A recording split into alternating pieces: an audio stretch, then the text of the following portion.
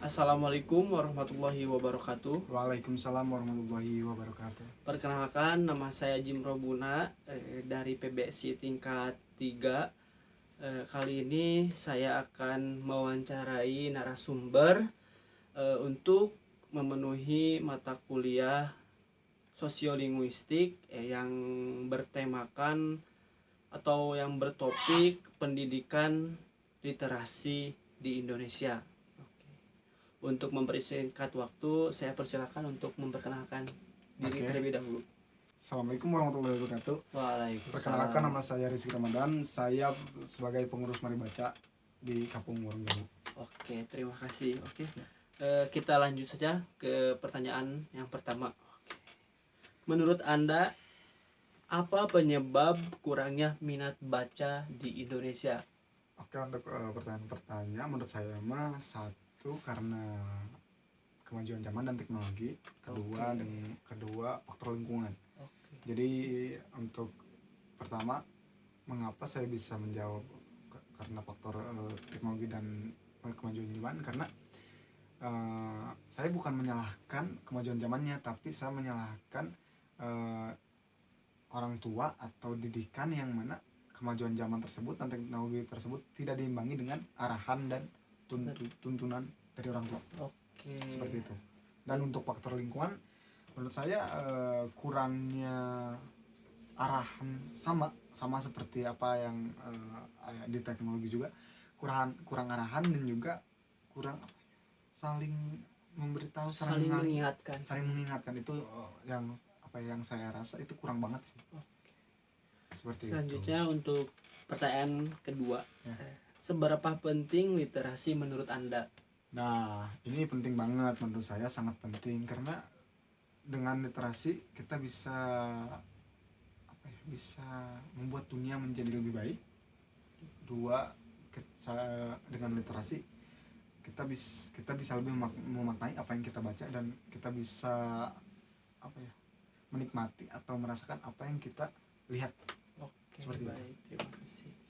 Untuk pertanyaan nomor 3, bagaimana cara meningkatkan minat baca menurut Anda? Jadi bagaimana cara meningkatkan minat baca? Nah, untuk pertanyaan ketiga ini, saya sih inginnya dari daerah-daerah atau dari kota membuat satu organisasi atau satu kebiasaan habit baik di era-era modern ini, karena itu perlu banget buat generasi selanjutnya, karena membaca itu membuat kita tahu dan keinginan saya ingin terus menerus mengajak dan saling memberitahu bahwa membaca itu adalah suatu hal yang membuat kita bahagia. Jadi mungkin untuk semua itu ada beberapa cara. Yang pertama, di setiap desa atau kota bisa mendirikan perpustakaan atau sebuah organisasi pergerakan atau menerapkan kebiasaan yang tadi disebut habit di masyarakat. Oke, pertanyaan selanjutnya, bacaan apa yang Anda sukai atau genre apa yang sedang Anda sukai? Oke, ini pertanyaan yang ini unik banget sih dan juga seru, karena untuk sekarang saya lebih suka bacaan-bacaan tentang sejarah dan juga tentang arkeolog seperti apa sih, sains gitu. Saya lebih suka, karena dari dulu juga saya rasa membaca sains atau membaca sejarah yang memang, apalagi sejarahnya itu yang belum terekspos atau belum terpublish oleh media-media gitu, saya lebih suka yang kayak gitu. Oke, terima kasih. Pertanyaan selanjutnya,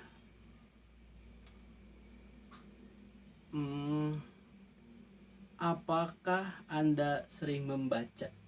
Nah, untuk pertanyaan ini bisa dibilang saya tidak membaca, tidak. Saya membaca juga. Saya sering membaca juga, tidak. Karena kalau misalnya dibilang si paling sering, saya enggak sih paling sih, biasa aja.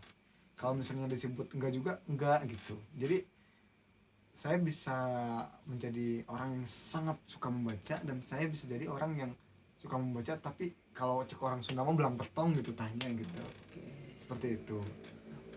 Oke, pertanyaan selanjutnya. Bagaimana cara untuk meningkatkan minat baca anak-anak?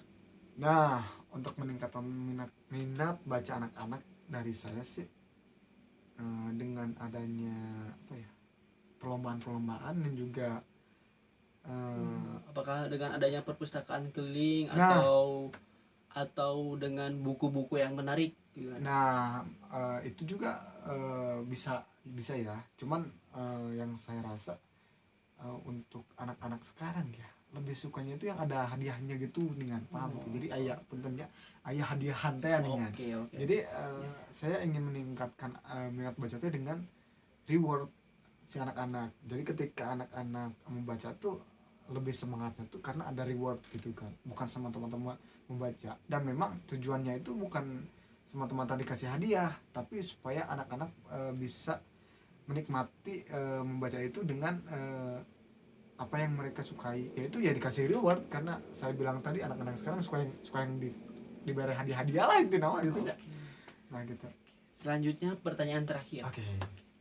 Apa pesan Anda untuk para pemuda agar semangat dalam membaca? Nah, satu sih dari saya quotes mungkin ya, di Sobat Masuk quotes. 1 menit membaca adalah pengalaman seumur hidup.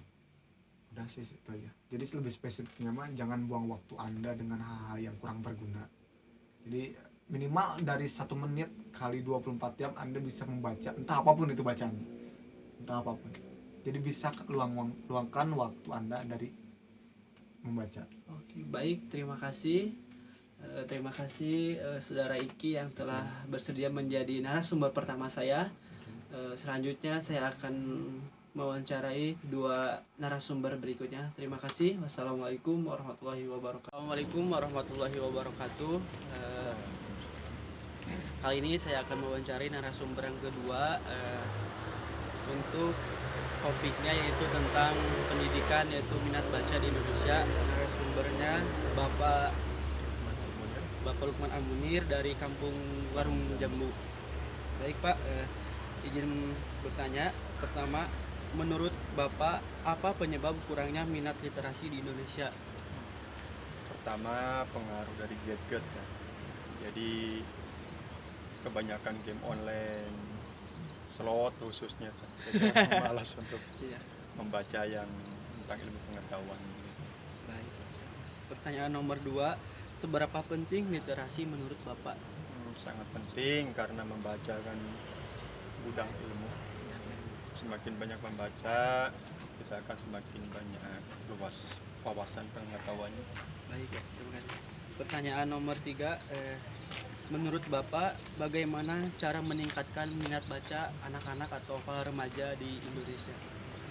Kalau dulu mungkin banyak perpustakaan tempat, sekarang mungkin perpustakaan atau perpustakaan keliling sedikit sangat membantu.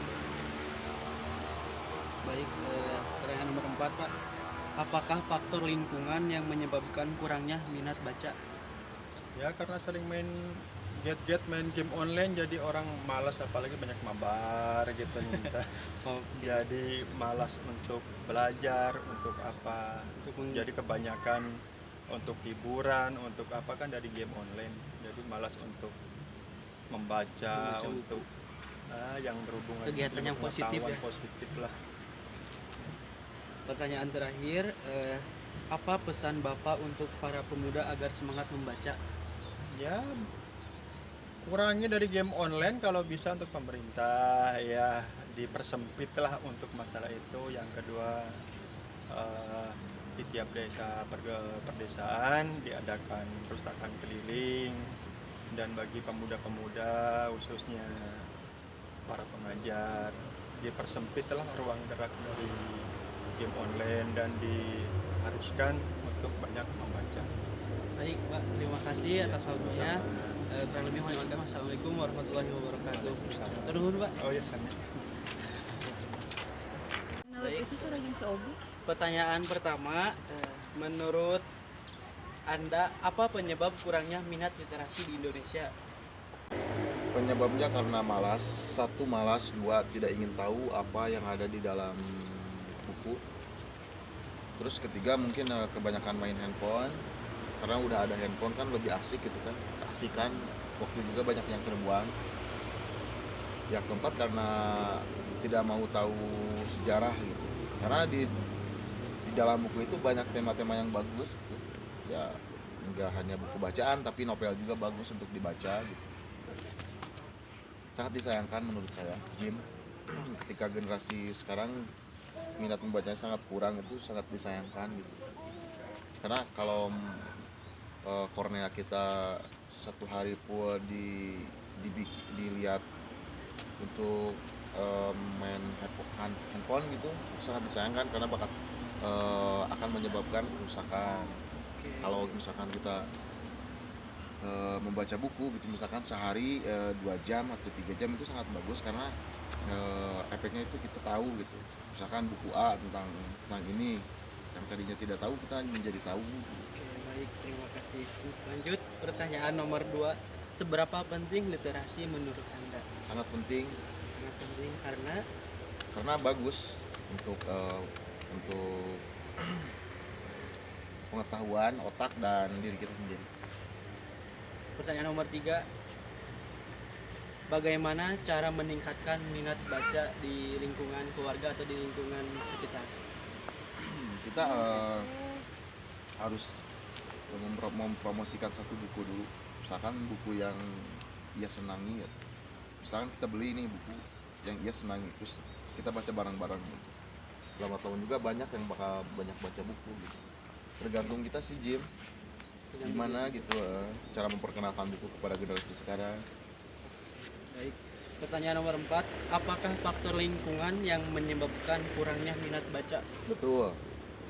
Kalau misalkan lingkungannya, di lingkungan sini banyak yang main handphone, ya dijerumus semuanya main handphone gitu. Kalau misalkan di lingkungan kita banyak yang baca buku, pasti baca buku. Lingkungan itu sangat 100% berpengaruh.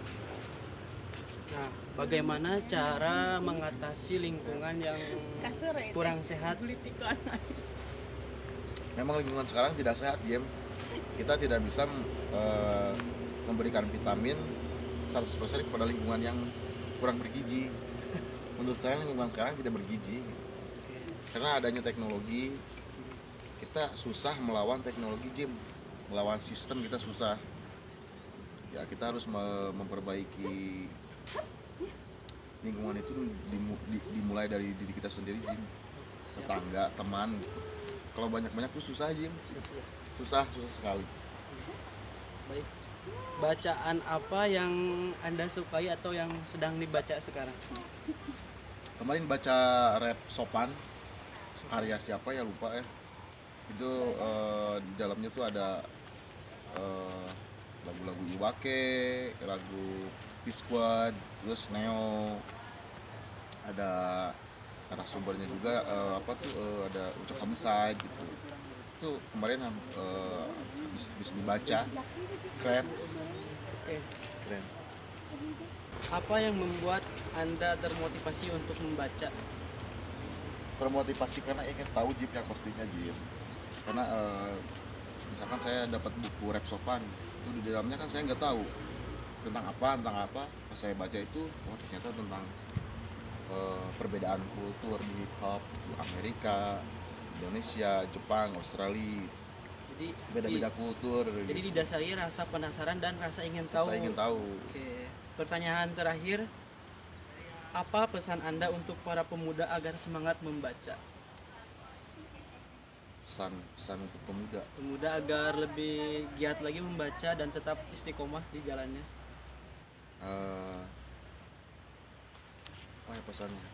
Pesan yang bagus atau pesan yang jelek, Jim? Yang bagus. Yang bagus. Tetap semangat membaca. Karena membaca itu membuat kita menjadi tahu apa yang kita tidak tahu. Buku itu jendela ilmu. Siap. Itu, Jim. Terima kasih. Siap. Terima kasih Bang Irus. Hai. Assalamualaikum warahmatullahi wabarakatuh.